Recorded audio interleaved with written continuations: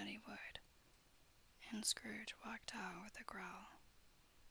The office was closed in a twinkling, and the clerk, with the long ends of his white comforter dangling below his waist, for he boasted no greatcoat, went down a slide on Cornhill at the end of a lane of boys 20 times, in honor of its being Christmas Eve, and then ran home to Camden Town, as hard as he could pelt to play at blind man's buff.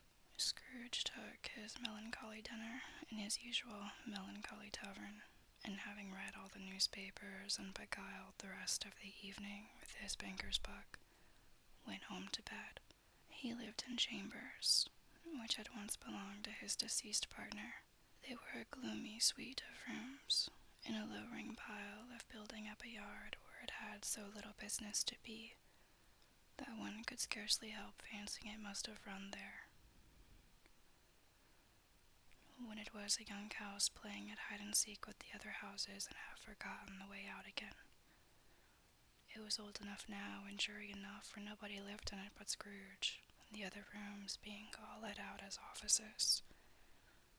The yard was so dark that even Scrooge, who knew its every stone, was fain to grope with his hands.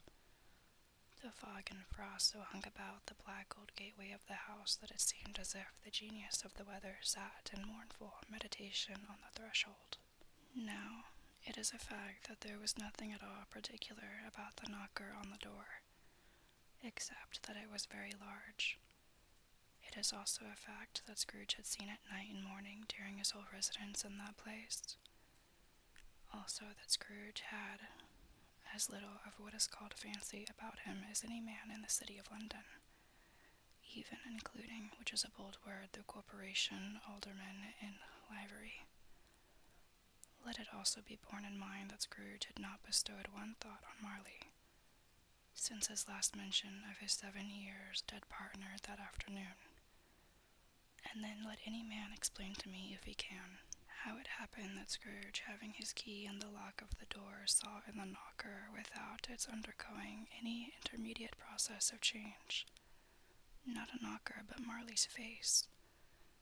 It was not an impenetrable shadow, as the other objects in the yard were, but had a dismal light about it, like a bad lobster in a dark cellar. It was not angry or ferocious, but looked at Scrooge as Marley used to look, with ghostly spectacles turned up on its ghostly forehead. The hair was curiously stirred as if by breath or hot air, and though the eyes were wide open, they were perfectly motionless. That, and its livid color, made it horrible, but its horror seemed to be in spite of the face and beyond its control rather than a part of its own expression. As Scrooge looked fixedly at this phenomenon, it was a knocker again. To say that he was not startled, or that his blood was not conscious of a terrible sensation to which it had been a stranger from infancy, would be untrue. But he put his hand upon the key he had relinquished, turned it sturdily, walked in, and lighted his candle. He did pause, with a moment's irresolution before he shut the door, and he did look cautiously behind it first, as if he half expected to be terrified with the sight of Marley's pigtails sticking out into the hall. But there was nothing on the back of the door except the screws and nuts that held the knocker on. So he said pooh, pooh, and closed it with a bang. The sound resounded through the house like thunder. Every room above and every cask in the wine merchant cellars below appeared to have a separate peal of echoes of its own. Scrooge was not a man to be frightened by echoes. He fastened the door and walked across the hall and up the stairs, slowly too, trimming his candle as he went. You may talk vaguely about driving a coach and 6 up a good old flight of stairs or through a bad young Act of Parliament, but I mean to say, you might have got a hearse up that staircase and taken it broadwise with the splinter bar towards the wall and the door towards the balustrades, and done it easy. There was plenty of width for that and room to spare, which is perhaps the reason why Scrooge thought he saw a locomotive hearse going on before him in the gloom. Half a dozen gas lamps out of the street wouldn't have lighted the entry too well, so you may suppose that it was pretty dark with Scrooge's dip. Up Scrooge went, not caring a button for that. Darkness is cheap, and Scrooge liked it. But before he shut his heavy door, he walked through his rooms to see that all was right. He had just enough recollection of the face to desire to do that. Sitting room, bedroom, lumber room, all as they should be. Nobody under the table, nobody under the sofa.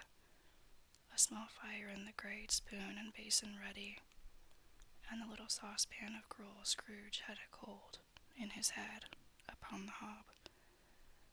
Nobody under the bed, nobody in the closet, nobody in his dressing gown, which was hanging up in a suspicious attitude against the wall. Lumber room as usual. Old fire guard, old shoes, 2 fish baskets, washing stand on 3 legs, and a poker. Quite satisfied, he closed his door and locked himself in, double-locked himself in, which was not his custom. Thus secured against surprise, he took off his cravat, put on his dressing gown and slippers and his nightcap, and sat down before the fire to take his gruel. It was a very low fire indeed, nothing on such a bitter night. He was obliged to sit close to it and brood over it before he could extract the least sensation of warmth from such a handful of fuel. The fireplace was an old one built by some Dutch merchant long ago and paved all round with quaint Dutch tiles, designed to illustrate the scriptures. There were Cains and Abels, Pharaoh's daughters, queens of Sheba, angelic messengers descending through the air in clouds like feather beds, Abrahams, Belshazzars, apostles putting off to sea in butter boats, hundreds of figures to attract his thoughts, and yet that face of Marley, 7 years dead, came like the ancient prophet's rod and swallowed up the whole.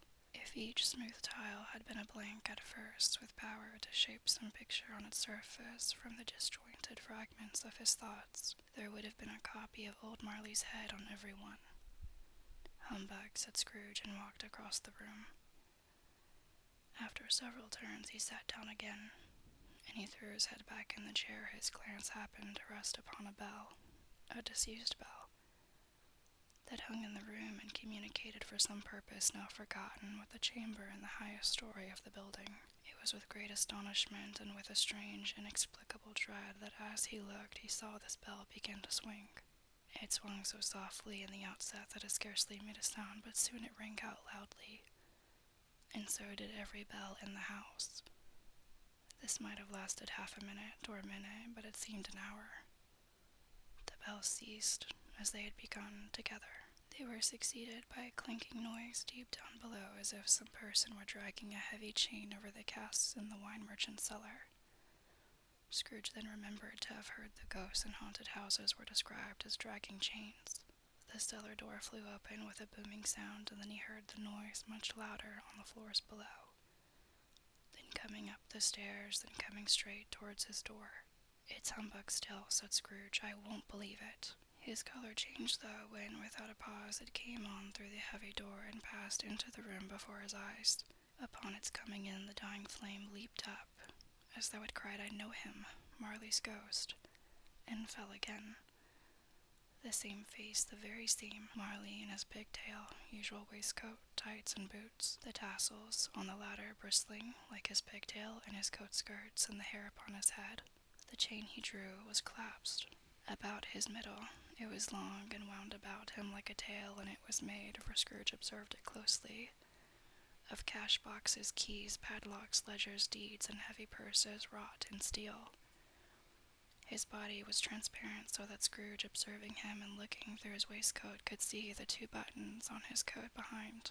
Scrooge had often heard it said that Marley had no bows, but he had never believed it until now. No, nor did he believe it even now, though he looked the phantom through and through and saw it standing before him, though he felt the chilling influence of its death-cold eyes and marked the very texture of the folded kerchief bound about its head and chin, which wrapper he had not observed before. He was still incredulous, and fought against his senses. How now, said Scrooge, caustic and cold as ever. What do you want with me?